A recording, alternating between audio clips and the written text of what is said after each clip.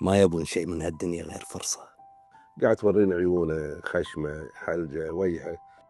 أتمنى أن الله سبحانه وتعالى يرد له نطقه وإدراكه ويت الفرصة باستمارة أمنية. يعني ليش يحبهم هم؟ هل لأنهم عائلة مع بعض، حاس أنه هو جزء من هالعائلة؟ إذا برا، إذا راح مرات معاي برا مثلا، يعني يحضر مناسبة أو شغلة، ممكن ماسك إيده معي. وصار بسبب هاللقى انفتحت جروب. كان متأثر، بس متأثر بطريقة إيجابية، إن أنا أخوها، أنا بساعدها. انسمعت هموم.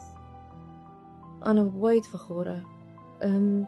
يعني ما أدري أنا شنو اللي مسويته بدنيتي، قال أعطاني هالرد الحلو.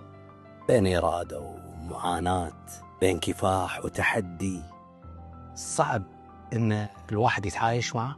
أنا ما عندي عيال، أوكي، لكن خالد علمني شلون أكون إنسانة حساسة جدا صرت. تنزل دمعة. هي بس كان طلبه صعب إنه يرد يدرس عشان يصير محامي، وأنا أدري طبعاً إنه بالنسبة له شوية صعب يرجع يدرس أساس يصير محامي. ونحقق أمنية، نرسم بسمة. وصدقيني يمه، والله العظيم اللي انت سويتيه ما حد يسويه. لقلب أبيض ما يبي غير فرصة وأمنية.